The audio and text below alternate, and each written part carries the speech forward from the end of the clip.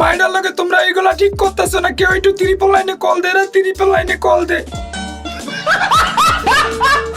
যে পরিস্থিতি চলতেছে এর কারণে আমাদের দেশের অনেক সম্পদ নষ্ট হয়ে গিয়েছে। Metro station, foot over bridge. মানবতার ফেরিয়ালা বা আমি মানবতার মাগি বলি যারে, সে হইলো আমাদের নাফাইজা নিশা। প্লিজ দিদি থামো। Roasting is just for entertainment purpose, so don't take it serious. এখন আসি সিরিয়াস কথায়। কাহিনী হইছে এই যে মেয়েটা দেখতেছেন, এখন দেশ স্বাধীন হওয়ার পরেই সবার প্রথম ওর বাসায় হামলা দেওয়া বা ওর বিরুদ্ধে প্রতিবাদ করার কারণটা কি আমি খুইলা বলতেছি, একটু খুলে বলুন। এই যে তৌহিদ আফ্রিদির মাধ্যমে যে সরকারপন্থী যেই ভিডিওগুলো বানানো হয়েছে, তার প্রথম ভিডিও এই মেয়েটা বানাইছে। লাস্ট কয়েকদিনে আমাদের দেশের বিভিন্ন জায়গায় আমাদের অনেক সম্পদ নষ্ট হয়েছে। সেগুলো হচ্ছে মেট্রো স্টেশন, ফুটওভার ব্রিজ সহ অনেক কিছু। এগুলো ঠিক করতে অনেক সময় লাগবে, কিন্তু মেট্রো স্টেশন শুরু হতে হতে আরো 1 বছর লাগবে।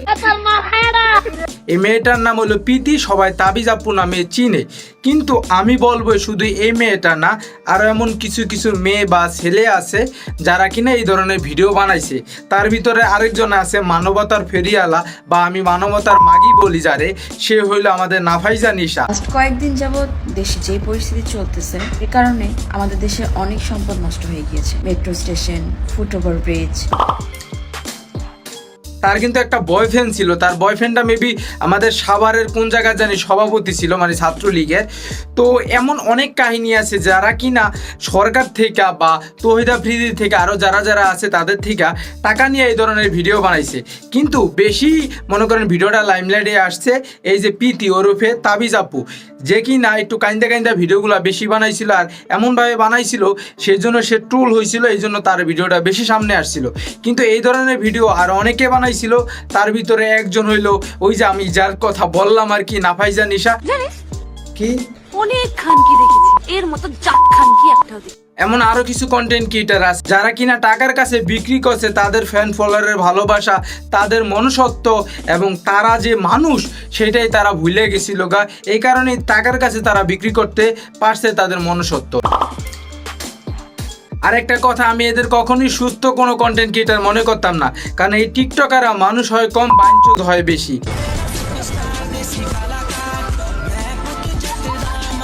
এরা টাকার কাছে নিজের বিক্রি করতে 2 মিনিটও ভাবে না, আর মনুষ্যত্ব তো অনেক দূরই। তো এমন টিকটকার বলেন, কন্টেন্ট ক্রিয়েটার বলেন, যাই বলেন না কেন, তারা টাকার কাছে সবকিছু বিক্রি করতে 2বারও ভাবে না। তো এমন অনেকেই আছে যাদের এখানে অফার করা হয়েছিল তারা যায় নাই। তার ভিতরে মনে করেন এই যে শুভ আরু আমারে ফোন দিয়া বলছিল যে ভাই আমি যাবো কি না, আমি বলছি না তুমি প্রোগ্রামে যাইও না। ওর উপরে অনেক চাপ আসছে কিন্তু তারপর ওই কিন্তু যায় নাই।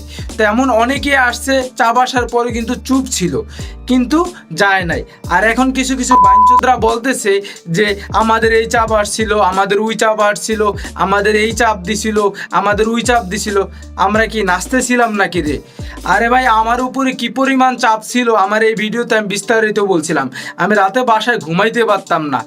এইটা আমরা জানতাম। আরেকটা কথা, এই যে সস্তা টিকটকার বা সস্তা কন্টেন্ট ক্রিয়েটার, তারা কখনো আন্দোলনের সাথে যুক্ত ছিল না। উল্টা টাকা খায় আন্দোলনের অন্য খাতে নেওয়ার জন্য তারা প্রতিনিয়ত ট্রাই করছে বা ট্রাই করে গেছে। আর কিছু কিছু কন্টেন্ট ক্রিয়েটারগো আমি দেখতেছি তারা 5 তারিখের পর মানে সবচেয়ে বড় আন্দোলনকারী হয়ে গেছে গা। আসলে না, এখন তারা পিঠ বাঁচানোর জন্য আর ফেমাস বা ভাইরাল হওয়ার জন্য ওই যে ট্রাফিকের দায়িত্ব পালন করতেছে, ট্রাফিকের এইটা দিতেছে, ওইটা দিতেছে, হ্যান করতেছে, ত্যান করতেছে। আসলে না ভাই, তারা পিঠ বাঁচানোর জন্য করতেছে। আর আসলে যারা কাজ করছে তারা ওই 14 তারিখ থেকেই কাজ করছে, যেমন আমি, আমার সাথে আরো অনেকেই ছিল। আরেকটা কথা, এইসব সস্তা কন্টেন্ট ক্রিয়েটার বা টিকটকারদের আমরা আমাদের সমাজ থেকে বিতাড়িত করি, তাদের উপরে হামলা না করিয়া তাদের পেজ বা যেখানে যেটা আছে আমরা সেটা ব্লক মারি, আমরা তাদের সব জায়গা থেকে অবঞ্চিত করি, তাহলেই দেখবেন তারা তাদের ভুলগুলা বুঝতে পারবে। এখন যদি তাদের মায়া কান্না বা তাদের এই কাহিনী দেখা আমরা সাথে নিয়ে নেই, আমরা কাছে টাইনে নেই, তাহলে 2 দিন পর তারা আবার সেম কাজ করবে। সো ভাই, আমাদের এগুলো প্রতিবাদ করার দরকার, কিন্তু মায়া কান্দায় পড়া যাবে না। সমঝা? কথা কি ক্লিয়ার না ভেজাল আছে? Clear. It's the one and only Digo Double G. Snoop Dogg.